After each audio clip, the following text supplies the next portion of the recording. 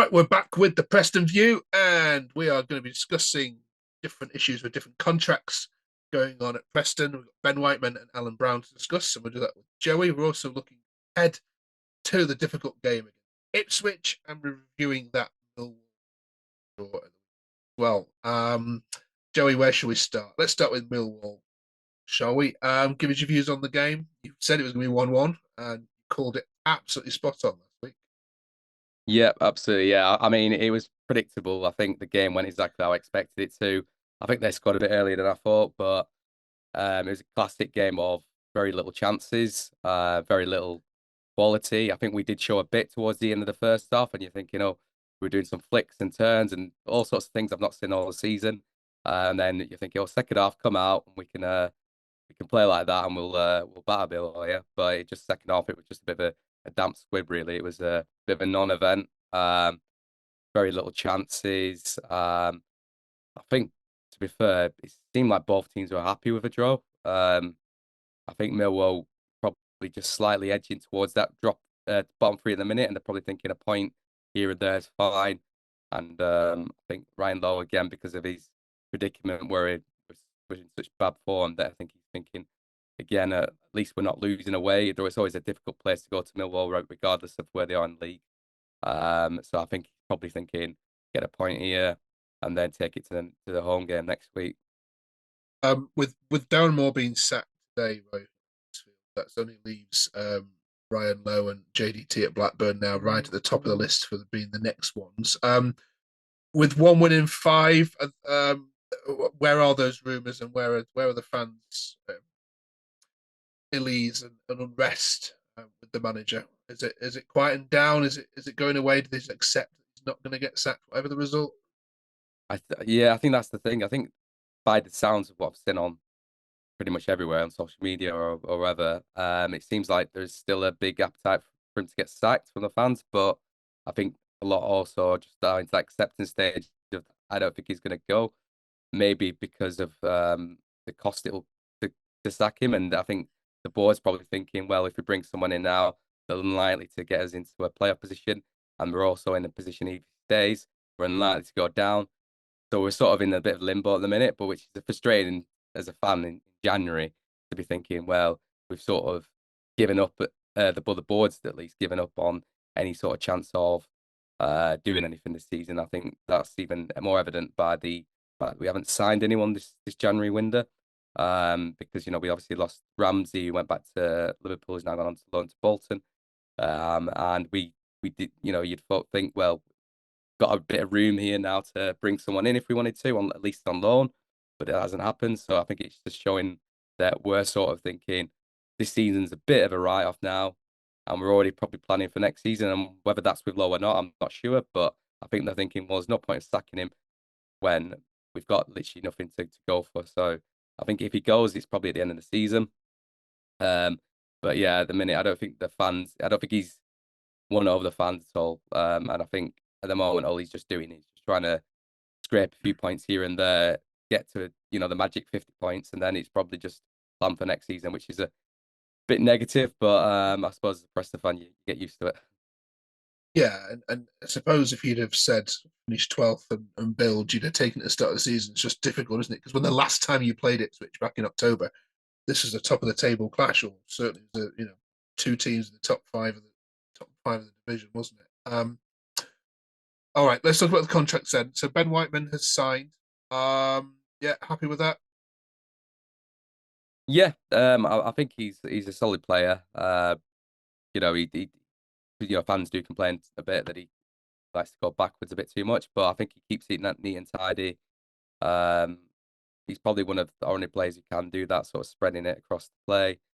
Um, I think he's got good captain ability as well, which I think we may need if Alan Brown leaves, which probably looking more likely now. But I think he just sort of he epitomizes, I think what it is to be a North End player. And yeah, I think he's just a solid, strong player. And I think before last season, there was links of him going to Fulham. I think at the start of the season, so he's clearly got quality there. I think he's probably a bit even by his standards, probably a bit of a poor season. But I think when he's on it, he can do a lot. He's got abilities as well from set pieces. Um, he's got the ability to look up, get a good ball there. He's a good ball winner as well in the midfield.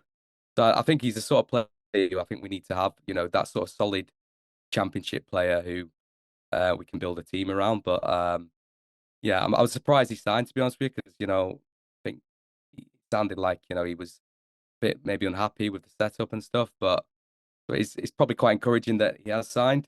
Either that or he wasn't getting the interest that he probably was expecting. I'm not sure, but I think it's a good move for us because he looked like being a good player that we were going to lose on a free, and I think we've done that far too much in the recent few years. And then our board's been on about how we're not making enough in transfer money, and I think we've only made 2 million in a few years because we let a lot of players run down contracts. Like Ben Pearce and Ben Davis a few years back.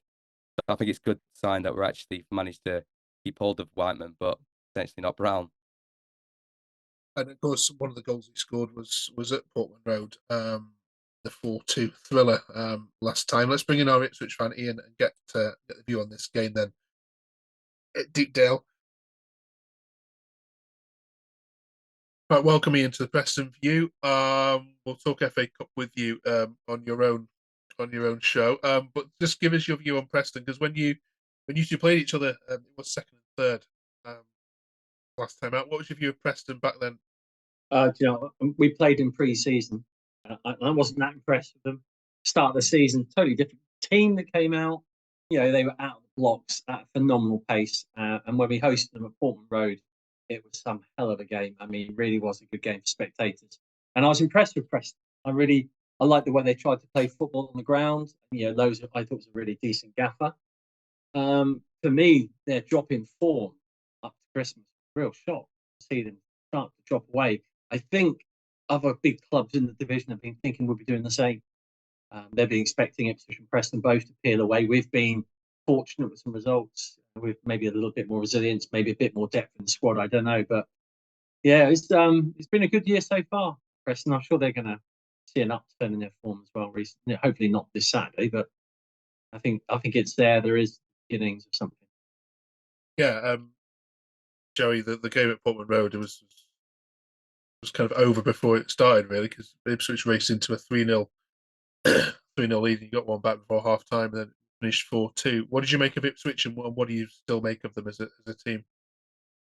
Yeah, I mean, I think like Ian says, I think at the start of the season we're both quite parallel in terms of form, but I think and a lot of the bookies even said at the time that we wouldn't sustain it and Ipswich would, and I think there was a reason for that. I think it was the fact that even though we managed to score quite a lot of goals, we didn't create them consistently enough. So it was always going to be, once that dries up, then we're always going to struggle on that front.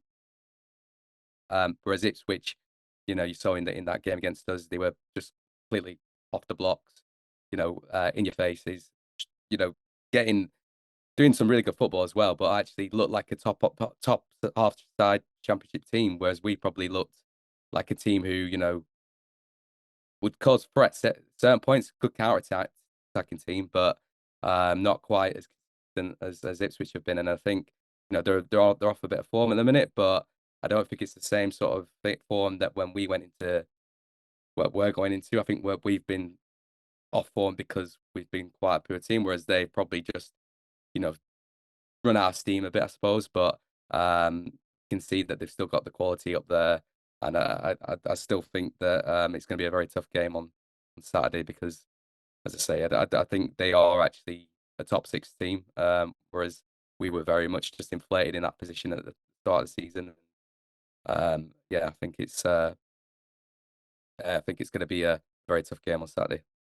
Okay, it's one of the Championship's most played fixtures. This Preston and Ipswich. Let's get some predictions. Ian, you can go first.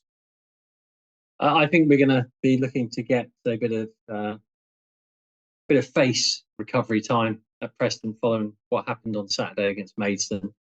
We won't have our new striker playing because he's still out in Qatar, but I can see Ipswich winning 2-1 on this game. A good win on the road. I can't see us not ceiling still. We've still got problems at the back we need to shore up. But I think that we've got sufficient strength in the middle of the park to maybe turn a trick or two. And you never know. We may have another striker. Who knows what can happen in the next couple of days. And Joey, your predictions? Well, I think we'll probably do something similar to our last couple of games, which is get to 1-1 at some point in the game, and Ryan Lowe will again try and play for that 1-1 because he seems to love them. I think against Ipswich it's going to be more difficult than it is against, say, Millwall to do that. I know we almost did against Leeds, but I think it will be a struggle too, and I think I could actually also see Ipswich nicking a late one against us. So I'm also going to go for 2-1 to Ipswich. Really? Okay, how you get some signings in, Joey, before the window closes? Something to smile about. Thanks for joining us, folks. Enjoy the game. Preston against Ipswich. If you make your predictions, pop them in the comments below. And if you're a Preston fan, don't forget to subscribe as well. Thanks, Joey. We'll catch you next week. And cheers again. Yes, thank you.